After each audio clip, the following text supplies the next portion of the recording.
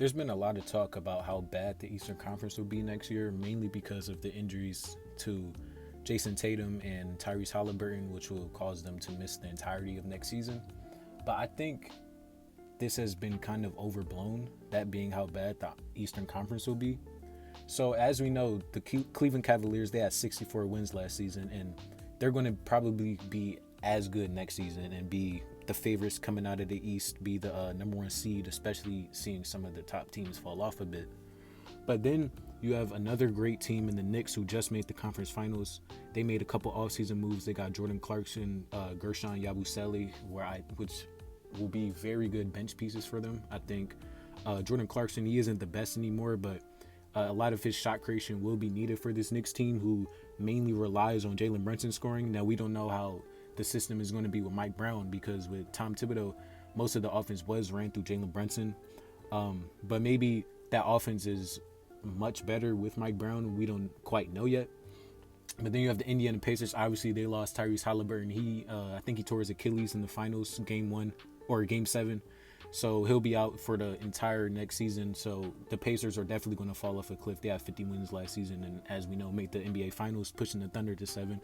Then you have the Milwaukee Bucks. The Milwaukee Bucks aren't the most impressive roster. They weren't last year, and especially not this year. They really have Giannis and just a bunch of guys. Like, they have Kuzma. They got Miles Turner this offseason. But the Bucks roster isn't impressive at all. Like, last season, they had 48 wins. I think they can honestly stay around that spot, just seeing how great Giannis is. I think Giannis can definitely get them a lot of wins next season. But by all means, the Bucks are not a good roster. But I think Giannis can definitely carry that team to a decent spot in the standings.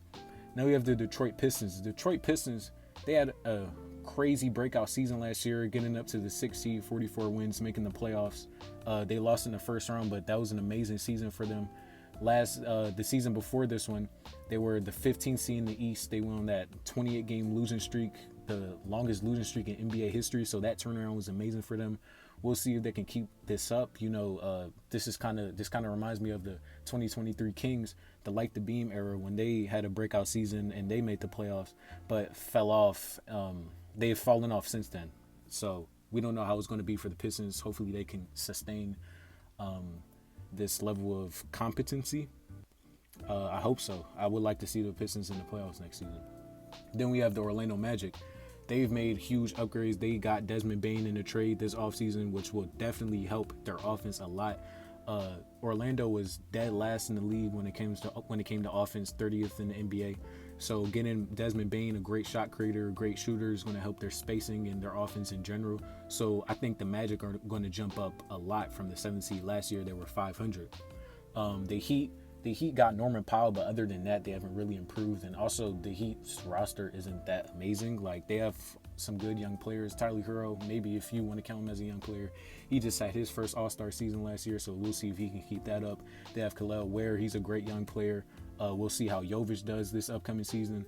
So the Heat are an okay team. I think they can probably be around that playing range, but they're not really a threat out east. But then you have the Atlanta Hawks, and this is arguably the most improved roster this offseason.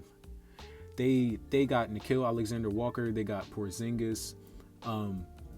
They made a lot of moves this offseason to improve their roster and put competent players around Trae Young. We're gonna see Jalen Johnson coming back. So I'm really excited for this Hawks team. A lot of people are saying they can make the Eastern Conference Finals or maybe even the finals, especially seeing how wide open the East is.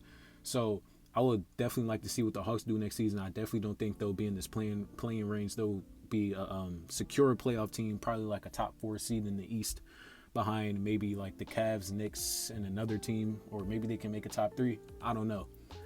Then you have the Chicago Bulls. We know what the Bulls do every season. They're in the play-in every season. They're mid. They had 39 wins last season. I don't expect them to do any better than they did. But Modest Buzelis is a very interesting player. He really started to break out a little bit towards the end of the season as he got more opportunity. The Toronto Raptors, I don't expect them to be great, but maybe they can make a play-in push. Maybe they can. I don't know. Some of the teams falling off once again. The Celtics and Pacers losing their star players. Maybe the Raptors can sneak into the play-in. I don't know, but I don't expect them to make a lot of noise out east. The Brooklyn Nets are horrible. They lost Cam Johnson, Dennis Schroeder. They lost a lot of their key pieces. They haven't even signed Cam Thomas yet, so we don't know if he'll be on the roster. But the Nets, they drafted like 4 point guards in the last draft, so I don't expect the Nets to be anything special next season. They might even be the worst team in the East, maybe the worst team in the league. The Nets roster is not impressive at all. Then you have the Sixers, and I'm a Sixers fan, and being a Sixers fan has been so hard, especially for these past couple years. It's just that entire team is just a question mark. Like, we don't know if Embiid and Paul George are going to be healthy. We have no idea what's going to go on with them. Of course, last season it was a disaster season. They had 24 wins, missing the playoffs and playing completely. So, of course, as it's been said this entire offseason, their whole season depends on Joel Embiid and Paul George's health, and especially Paul George's play too. Like, even when he's on the court and healthy, we're hoping that he's going to be good. Last season, he had one of his worst seasons ever.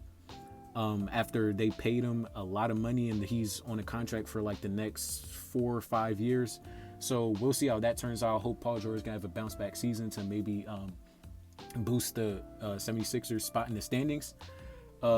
Regardless, I think if Paul George and Embiid are healthy, I think the Sixers can definitely make the playoffs. They just drafted VJ Edgecombe. I think VJ Edgecombe is going to be great for them. We have Jared McCain coming back off of that injury. He was great in the games that he played last year. He played like 24 games or something like that last year. He looked amazing in those games, especially when he was starting. So I don't know how the starting lineup's going to look, but I think Jared McCain maybe should be in there. Maybe they give VJ Edgecombe more of an opportunity. Who knows, really? But the Sixers are really like a wild card team. They could be horrible again with Embiid not playing. We don't really have any updates on Embiid's health, so we don't know how that's going to go. But they could also be great and maybe be a top 5 seed, a playoff team. We'll see how it goes for them. The Hornets, they're never impressive. The Hornets have been trash for the longest. They had 19 wins last season. I really don't expect much from the Hornets. Maybe they can make a play-in push if LaMelo is healthy, but LaMelo is never healthy. And this roster isn't the best. Like, they drafted Con Knipple.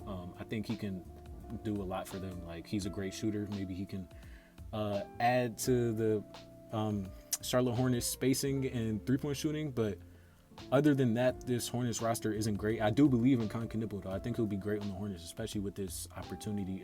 LaMelo usually isn't healthy, so maybe he'll get a lot of shots up, especially when LaMelo's off the court. And then we have the Washington Wizards. The Washington Wizards suck. We don't expect them to do much. So, looking at the top teams in the East, this is just like rough. Like, these will be the top teams in the East in no order. We have the Cavs, the Knicks, the Bucks, the Pistons, the Magic, the Hawks, maybe the Sixers.